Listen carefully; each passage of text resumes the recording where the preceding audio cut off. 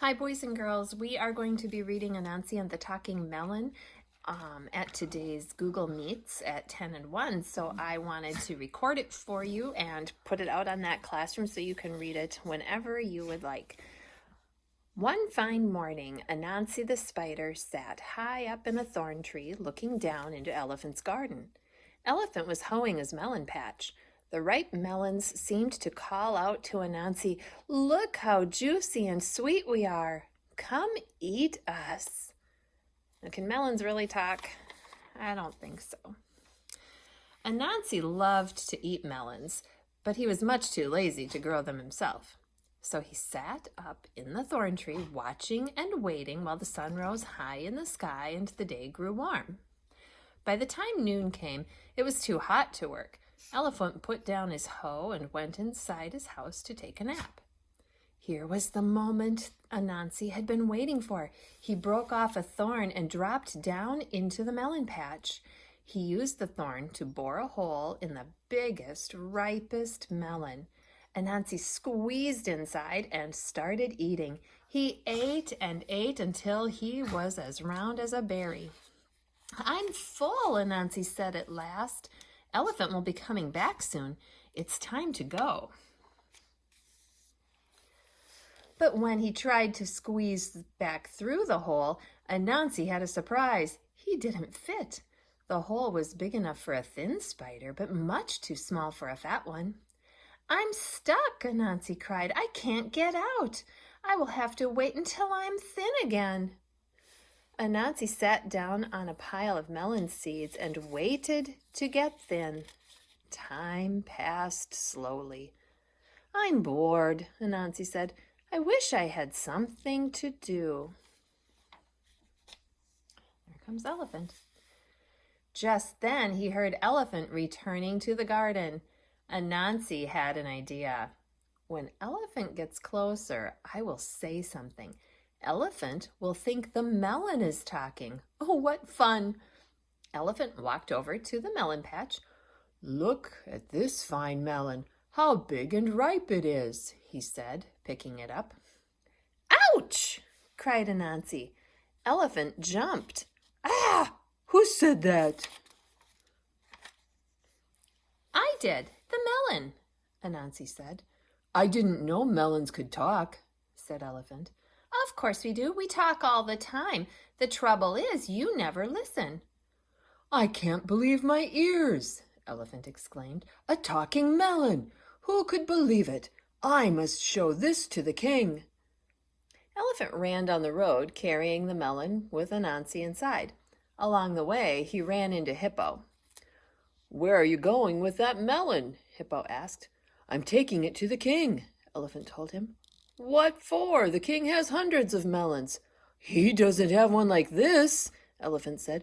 "This is a talking melon." Hippo didn't believe Elephant.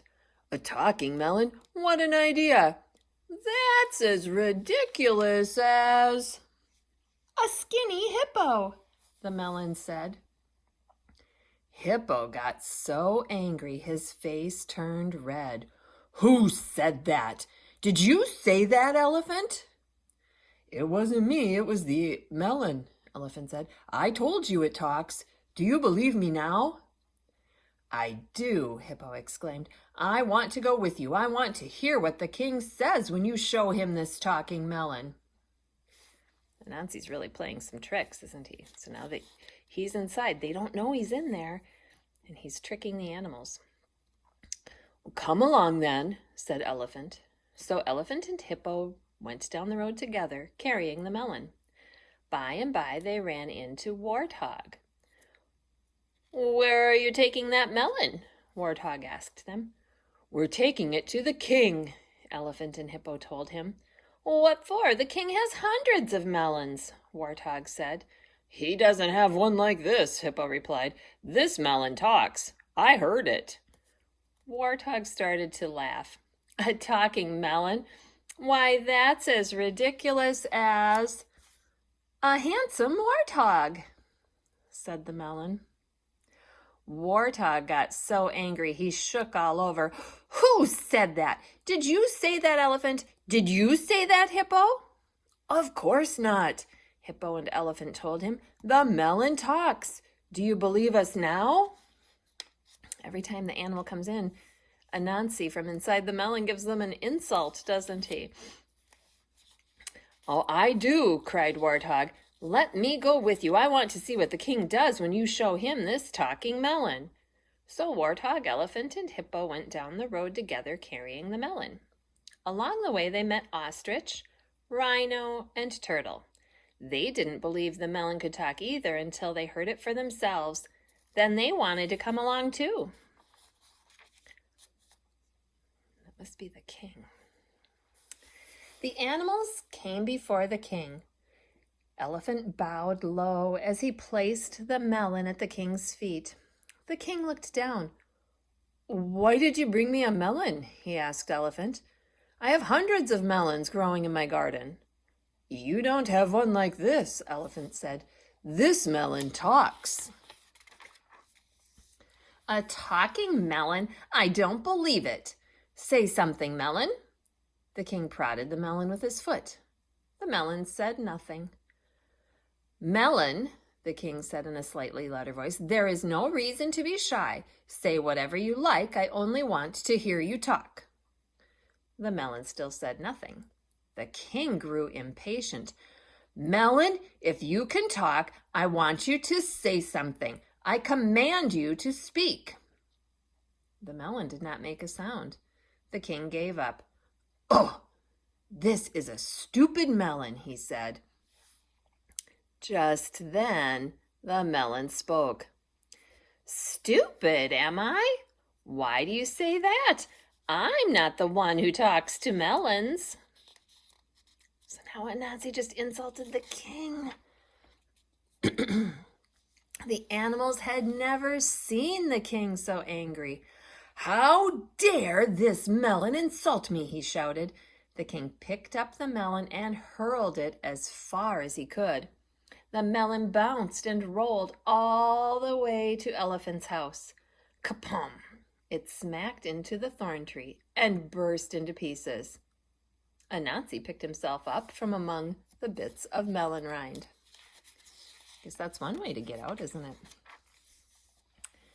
All the excitement had made him thin, and now that he was thin again, he was hungry. Anansi climbed the banana tree. He settled himself in the middle of a big bunch of bananas and started eating. I'm getting a prediction here. Elephant returned. He went straight to the melon patch. You melons got me in trouble with the king, Elephant said. From now on, you can talk all you like. I'm not going to listen to a word you say. Good for you, Elephant, Anansi called from the bananas. We bananas should have warned you. Talking melons are nothing but trouble.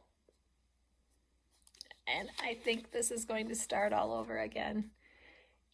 And here is the person who retold the story, Eric Kimmel, and Janet Stevens was our illustrator. Thank you for listening.